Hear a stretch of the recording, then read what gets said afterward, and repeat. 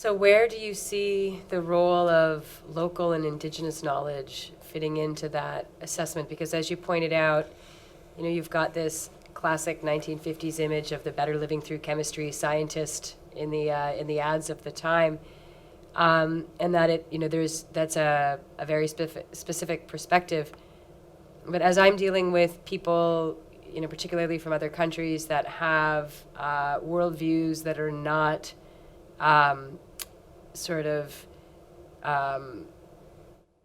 Christian secular necessarily, who don't have a hierarchy that has man at the top and then women and their children beneath it and then all their life forms beneath that as a foundational piece.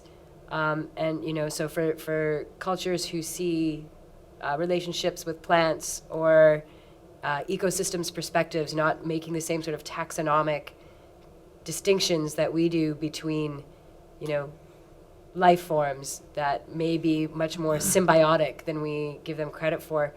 How do we encourage take-up of conversations like that end up sounding either new agey or like they sound like they're hearkening back to some animist worldview? Is there a way of bringing that wisdom and other ways of knowing, other intelligences into the conversation of science that inform science?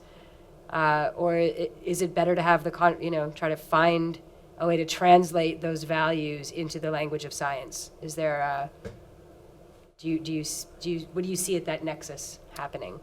I mean, potentially, there are ways of bringing other viewpoints into the world of science, but there are incredible obstacles to doing that, right? I mean, if you imagine that every scientific concept developed over the last 200 years has been done from a white middle class perspective, you have a lot of history to undo that. Yeah. Right? And we can go back to the theory of evolution, right? The theory of evolution is something that basically arose because of the Victorian need to have a capitalist predatory society, right? The theory of evolution had been posited before that, but it wasn't beneficial to the status quo to hear that message. They were not ready for that message, and when they were ready for that message, they embraced it. Okay?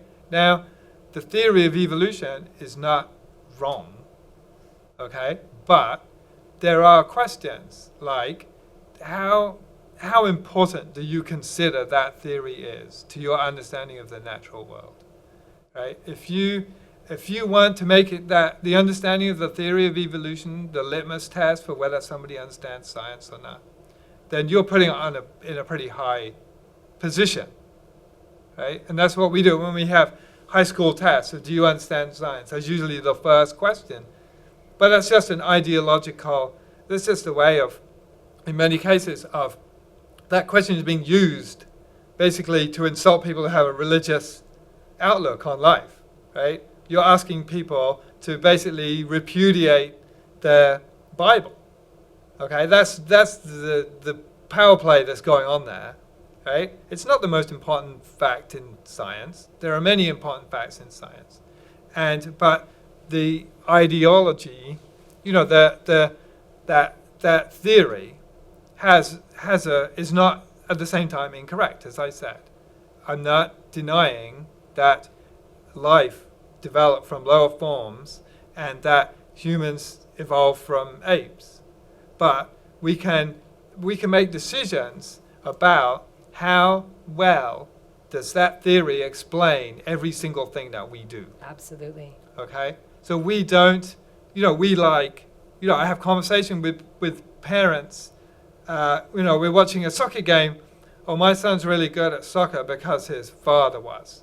Okay? So we have these conversations all the time, and people are explaining their child's entire soccer career, their health career, their social status, their wealth, their success at school, their everything about them in terms of their genetics, which is basically an evolutionary argument. But there are many other things that explains why that child is doing what it's doing, right? The town, there's happenstance, there's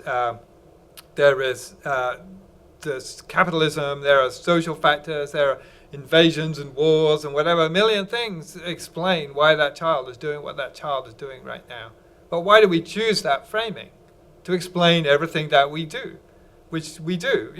That's why we're having that conversation, is because the parent has decided that framing is the most important thing that matters, right? So it is a framing that suits a white middle-class capitalist person from the late 20th century or the early 21st century. And so that's what I mean by all those concepts would have to be unpicked, if you like. We wouldn't refute them all. I don't think we'd be able to refute the theory of evolution, but we would certainly put it in a different place. We'd store it in some cupboard somewhere and say... There's something you raised there that was really interesting, and that's that what the theory of evolution actually is that through selective pressure of all kinds, creatures change over time. But where the sociology comes in is with the tagline "survival of the fittest," as opposed to survival of the most cooperative, or survival of the least standouty, or any number of other character judgments we could make. But it was set up as a competition of meritocracy, which are two fundamental myths of our current economic system. So I think you're right that there's. And this is where my colleagues who are doing a lot of work on, issues around decolonizing and decolonization come into play, because there, like you said, there's 200 years of some of this that needs to be sorted through, and we better get busy. Because, it's the framing continues to affect us very deeply. And, as I'm listening to you talk, I'm reminded about the LGBTQ arguments around science over the years, the nature-nurture with when it comes to homosexuality. Classic example, totally classic example. You can basically posit homosexuality as an abnormal situation, right? If you think that the most important framing for our relationships is the theory of evolution, everything has to fit into that. It's all about breeding. If it doesn't fit into that, framing, then it has to be either explained away, given some kind of special explanation, or ignored. Yeah. Right. Those are your choices, and we have chosen to use the theory of evolution to make homosexuality seem abnormal. Right. Homosexuality is cooperation, like marriage is cooperation between two people.